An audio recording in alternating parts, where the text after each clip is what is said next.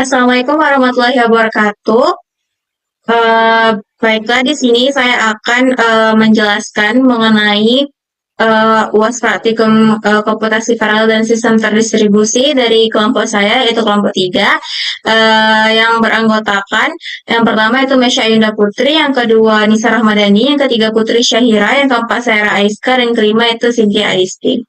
Nah, UAS proyek kami itu tentang pemesanan makanan. Nah, di sini saya akan menjelaskan apa sih latar belakang kenapa kami mengambil pesanan makanan. Nah, latar belakang dari proyek kami yaitu perkembangan teknologi informasi mendorong pemanfaatan sistem berbasis web. Nah, termasuk pada layanan pemesanan makanan. Nah, proses konvensional masih memiliki keterbatasan seperti pencatatan manual, kesalahan pengelolaan data, dan kurang efisien. Nah, untuk mengatasi hal tersebut, dikembangkan sistem pemesanan makanan berbasis web dengan arsitektur client server dan RESTful API. Nah, sistem ini memungkinkan pengelolaan data secara terpusat, real-time, dan dapat diakses oleh banyak pengguna. Web mendukung fitur CRUD serta menerapkan algoritma searching, sorting, dan agregasi data untuk meningkatkan efisiensi dan akurasi pemrosesan pesanan. Proyek ini menjadi implementasi nyata konsep komputasi paralel dan sistem terdistribusi dalam pengembangan aplikasi web modern. Nah, selanjutnya itu alasan kami memilih algoritma. Nah, penjelasan algoritma yang digunakan dalam pemesanan makanan kami, yang pertama itu algoritma pencarian atau searching algorithm, yang dimana algoritma ini digunakan untuk memungkinkan pengguna mencari makanan berdasarkan nama atau deskripsi secara real time. Nah, ketika pengguna memasukkan kata kunci, sistem mengirim permintaan ke API dengan parameter pencarian. Nah, kemudian backend memproses data lalu menggunakan kondisi like pada database. Nah, lalu hasilnya ditampilkan di front end. Jika tidak ada kata kunci, seluruh data makanan akan ditampilkan. Nah, pemilihan algoritma ini didasarkan pada kesederhanaan dan efisiensi SQLite untuk dataset kecil hingga menengah serta kemampuan menunggu pencarian parsial. Yang kedua itu algoritma pengurutan data atau sorting algorithm, yang dimana alokasi itu di API.js. Nah, di API.js. Nah, algoritma ini merupakan pengurutannya digunakan untuk menampilkan makanan berdasarkan harga dari yang termurah hingga yang termahal. Nah, parameter pengurutan dikirim ke API, kemudian database mengurutkan data menggunakan order by first ASC. Data yang telah terurut dikembalikan ke front end dan langsung ditampilkan. Nah, penggunaan sorting di level database ini dipilih karena efisien, sederhana, dan didukung secara native oleh SQL. Yang ketiga itu algoritma perhitungan dan agregasi data, di mana lokasinya itu cart-service.js. Nah, algoritma ini berfungsi untuk menghitung total harga pesanan berdasarkan jumlah dan harga tiap itemnya. Nah, data keranjang disimpan dalam bentuk array object, kemudian total dihitung dengan menjumlahkan hasil perkalian harga dan kualitas setiap item. Nah, data disimpan di local storage dan dihitung ulang set checkout. Nah, di mana pendekatan ini dipilih karena sederhana, mudah dipahami, dan sesuai untuk data front-end dengan volume kecil. Nah, selanjutnya yang keempat itu algoritma pemrosesan data sederhana, di mana lokasinya itu terdapat di kategori .view. Nah, algoritma ini digunakan untuk menghilangkan duplikasi kategori berdasarkan nama. Nah, data kategori difilter menggunakan metode filter dan find index, sehingga hanya kategori unik yang ditampilkan. Metode ini dipilih karena efisien, mudah diimplementasikan, dan tidak berdampak signifikan pada performa aplikasi. Nah, selanjutnya yang kelima itu algoritma pemrosesan data sederhana, di mana lokasi itu di kategori .view. Nah, algoritma ini digunakan untuk menghilangkan duplikasi kategori berdasarkan nama, data kategori difilter menggunakan metode filter dan find index, sehingga hanya kategori unik yang ditampilkan. Nah, metode ini dipilih karena efisien juga dan mudah diimplementasikan, dan tidak berdampak signifikan pada performa aplikasi. Nah, selanjutnya akan dijelaskan oleh teman saya.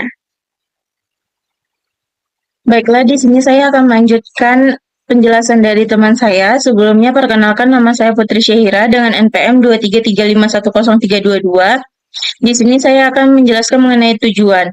Nah, tujuan pembangunan sistem ini adalah untuk pemesanan makanan berbasis web dengan arsitektur client server yang terintegrasi melalui RESTful API. Nah, yang kedua itu untuk mengimplementasikan RESTful API sebagai backend untuk mengelola data terpusat dan juga efisien.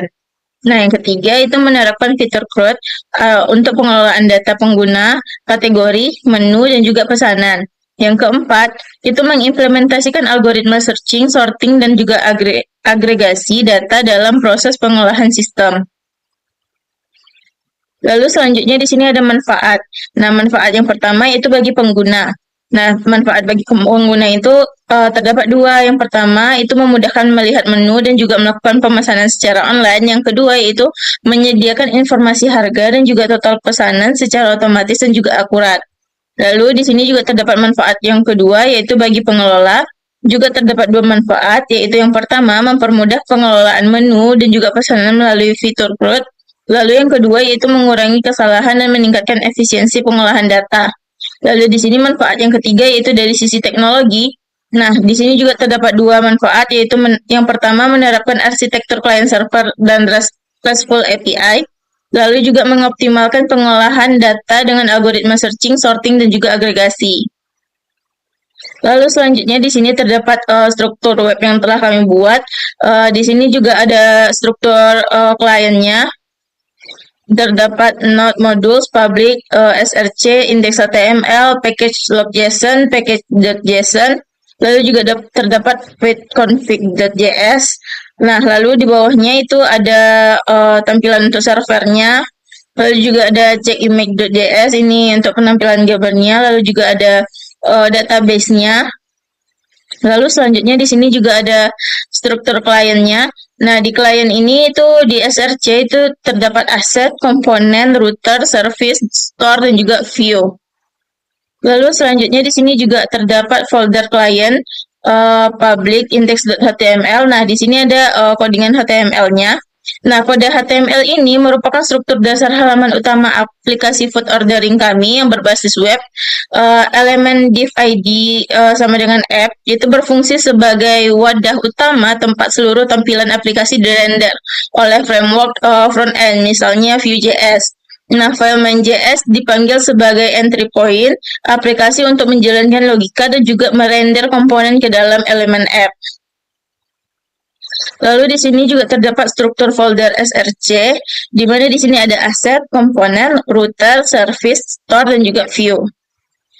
Lalu di sini terdapat struktur folder client komponen, yaitu ada chart item.view, food chart.view, dan juga navbar.view. Baiklah, sekian yang dapat saya jelaskan. Penjelasan selanjutnya akan dilanjutkan oleh teman saya. Baiklah, perkenalkan nama saya Mesha Yunda Putri. Di sini saya akan melanjutkan penjelasan dari teman saya. Baiklah, ini adalah codingan dari folder client dan folder components. Nama filenya yaitu carditem.view. Oke, selanjutnya di sini adalah codingan untuk food cart.view. Jadi codingan ini merupakan komponen Vue.js yang berfungsi untuk menampilkan kartu menu makanan. Komponen menerima data makanan melalui props dan menampilkan nama, deskripsi, serta harga. Pengguna dapat menambah atau mengurangi jumlah pesanan, kemudian menambahkan makanan ke keranjang belanja menggunakan fungsi add to cart. Oke, selanjutnya di sini ada file navbar.view. Jadi kode ini merupakan komponen navbar pada aplikasi food ordering berbasis Vue.js. Navbar menampilkan menu navigasi seperti home, kategori, keranjang, chat driver, serta login atau logout. Jumlah item di keranjang ditampilkan secara dinamis berdasarkan data keranjang. Oke, selanjutnya di sini terdapat codingan index.js. Jadi kode ini berfungsi sebagai pengaturan routing pada aplikasi food ordering berbasis Vue Router. Setiap tab dihubungkan dengan komponen halaman seperti login, home, kategori keranjang, checkout, dan chat. Oke, selanjutnya di sini ada file api.js. Nah, kode ini merupakan service API yang menggunakan Axios untuk menghubungkan front-end dengan back-end RESTful API. File ini mengatur base URL serta server dan menyediakan fungsi-fungsi untuk melakukan root data, makanan, kategori, dan pesanan. Oke, selanjutnya di sini ada file cart service.js. Jadi, kode ini merupakan cart service yang berfungsi untuk mengelola keranjang belanja menggunakan local storage. Fungsi-fungsi ini di dalamnya memungkinkan pengguna untuk menambah, menghapus, memperbarui jumlah item, serta mengosongkan keranjang. Oke, selanjutnya di sini juga terdapat file index.js. Nah, jadi kode ini merupakan store Vuex yang digunakan untuk mengelola state global keranjang belanja. State card menyimpan data dan item yang ditambahkan keranjang, sedangkan mutasi berfungsi untuk menambah item ke keranjang dan mengosongkan keranjang. Oke, selanjutnya di sini juga ada file card.view. Jadi kode ini merupakan halaman keranjang belanja atau cart pada aplikasi food ordering berbasis Vue.js. Halaman ini menampilkan daftar makanan yang telah ditambahkan ke keranjang, lengkap dengan harga, jumlah, subtotal, dan total pembayaran. Oke, selanjutnya di sini ada kategori.view. Komponen ini digunakan untuk mengelola kategori makanan pada aplikasi Vue.js. Fitur yang tersedia meliputi menampilkan daftar kategori, menambah dan mengedit kategori melalui form, menghapus kategori, serta melihat makanan berdasarkan kategori. Data diambil dari API, navigasi menggunakan Vue Router, dan tampilannya dibuat responsif serta modern dengan CSS Scoped. Selanjutnya di sini terdapat file chat.view. Nah, jadi di sini fungsinya adalah fitur chat antar user dan driver. Nomor driver diambil dari local storage, pesanan disimpan per driver, dan chat akan aktif setelah ada pesanan user. Bisa menerima pesan, mengirim pesan, driver membalas otomatis, waktu pesan ditampilkan, dan tampilan chat dibuat responsif dan real-time scroll. Oke, selanjutnya di sini terdapat file checkout.view. Komponen checkout ini menampilkan ringkasan keranjang, total harga, form data pemesan, pilihan metode pembayaran, dan konfirmasi pesanan. Saat checkout berhasil, pesanan dikirim ke backend, keranjang dikosongkan, nomor driver dibuat otomatis, disimpan ke local storage. Lalu user diarahkan kembali ke halaman home. Baiklah, untuk selanjutnya akan dijelaskan oleh teman saya.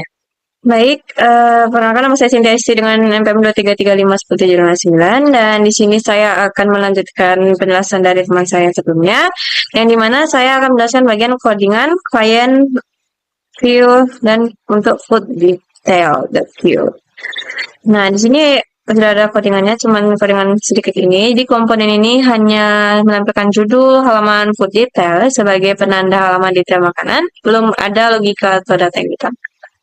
Kemudian codingan klien di bagian view home.view ini ada codingan sini. Jadi codingan komponen ini menampilkan daftar menu makanan dilengkapi fitur pencarian dan filter berdasarkan kategori. Data makanan dan kategori diambil dari API. Lalu ditampilkan menggunakan komponen cart. Halaman ini juga merespon query kategori dari URL untuk menampilkan menu sesuai kategori yang dipilih. Kemudian lanjut codingan client masih di folder yang sama, yaitu folder view, bagian login.view. Untuk bagian ini menampilkan daftar menu makanan, dilengkapi fitur pencarian dan filter berdasarkan kategori. Data makanan dan kategori diambil dari API. Lalu ditampilkan menggunakan komponen food cart. Jadi halaman ini juga merespon query kategori dari URL untuk menampilkan menu sesuai kategori yang dipilih. Kemudian di bagian register.view, jadi komponennya seperti ini. Codingannya itu seperti ini. Jadi komponen ini adalah halaman registrasi pengguna untuk aplikasi food order. Jadi form itu berisi input nama, email, password, dan konfirmasi password dengan validasi dasar. Jadi data itu dikirim ke API register menggunakan Axios, menampilkan pesan error atau sukses, dan otomatis redirect ke halaman login setelah pendaftaran berhasil. Kemudian next. Untuk codingan app view-nya, jadi file app.view itu berfungsi sebagai kerangka utama aplikasi, menampilkan navbar di setiap halaman dan konten dinamis. Lalu router view, style di dalamnya mengatur tampilan global agar aplikasi terlihat rapi dan konsisten. Dan lanjut lagi ke client main.js. Jadi kode ini digunakan untuk menginisialisasi aplikasi Vue dengan menghubungkan app sebagai komponen utama, lalu menampilkan router untuk navigasi dan store untuk manajemen state sebelum aplikasi dipasang ke elemen app. Kemudian lanjut lagi ya di bagian client yaitu index.html. Jadi file index.html itu merupakan halaman utama aplikasi yang menyiapkan elemen div, id, F sebagai tempat view menampilkan seluruh komponen serta memuat main.js untuk menjalankan aplikasi. Kemudian lanjut lagi untuk bagian package log.json-nya. Jadi file ini adalah package log.json yang berfungsi mencatat versi pasti semua library dan dependensi yang digunakan pada food ordering app, seperti view, access, dan view router dan Vuex, agar instalasi proyek tetap konsisten di semua perangkat. Nih, kemudian lanjut lagi ke bagian package.json, yaitu file yang berisi informasi project food ordering app, daftar dependensi utama, view router, Vuex, access, serta script untuk menjalankan dan membangun dan meninjau aplikasi menggunakan Vite. Kemudian Vite.config.js, yaitu kode ini adalah konfigurasi Vite yang mengaktifkan plugin Vue sehingga project dapat menjalankan dan membangun aplikasi Vue 3 dengan benar. Kemudian ini adalah struktur servernya. Jadi ada server, ada node modules, ini SRC-nya. Nah, ini adalah strukturnya. Oke, saya akan lanjut aja untuk menjelaskan database yang ada di SQL. Oke, jadi ini adalah codingan yang ada di SQL, yang dimana di sini ada table untuk user. Ini create table yang untuk user. Ini ada kategori, kemudian ini ada food, makanannya, kemudian ini ada order, terus ini ada item, order item, kan? Yang di sini sudah ada primary-nya sendiri. Kemudian di sini ada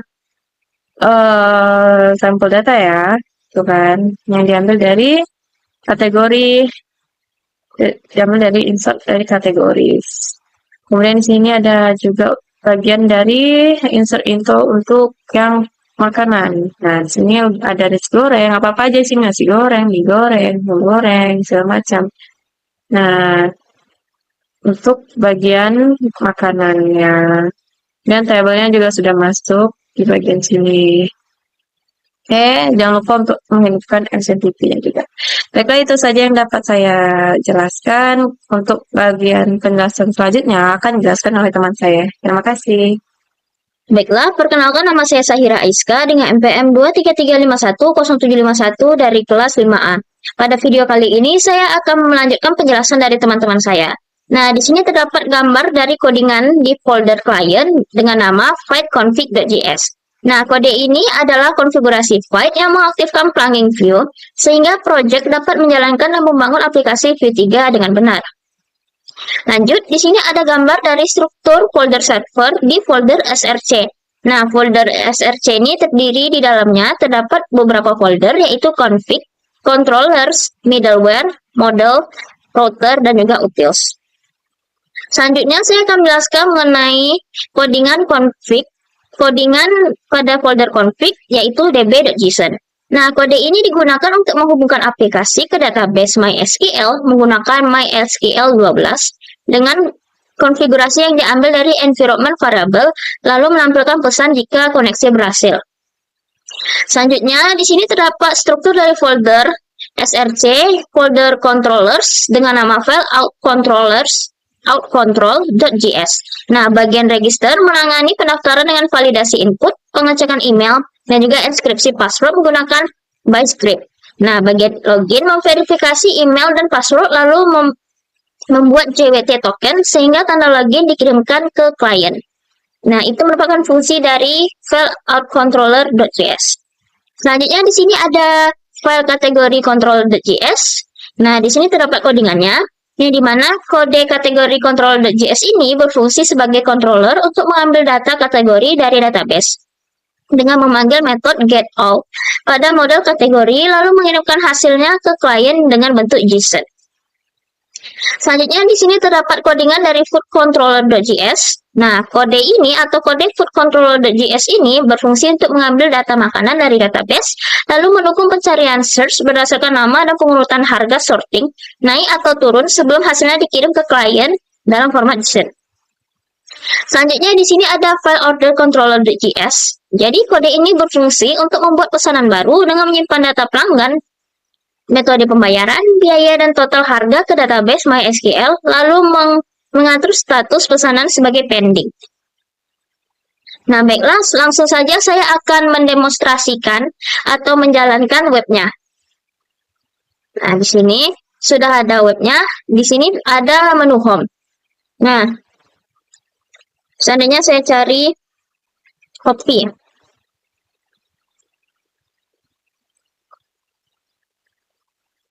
Nah, maka akan muncul menu-menu kopi di sini. Di sini ada kopi hitam premium. Lanjut, selanjutnya saya ke kategori. Saya mau lihat makanan utama apa saja yang ada di tokonya. Saya tinggal klik lihat. Lalu di sini saya bisa melihat ada gado-gado, bakso, mie goreng, dan beberapa menu seperti rendang dan juga ayam goreng. Seandainya saya mau belanja, saya tinggal tambahkan ke keranjang. Maka di sini akan ada tampilan satu rendang ditambahkan ke keranjang. Nah, kita bisa lihat belanjaannya sudah kita masukkan ke keranjang. Nah, sebelumnya saya sudah menambahkan donat dan juga es jeruk. Di sini saya tambahkan satu lagi rendang. Seandainya saya mau pesan minuman juga, saya tinggal tambahkan saja di sini misalnya smoothies buah. Saya mau pesan 2. Tinggal tambahkan ke keranjang. Lalu kita lihat lagi ke keranjangnya.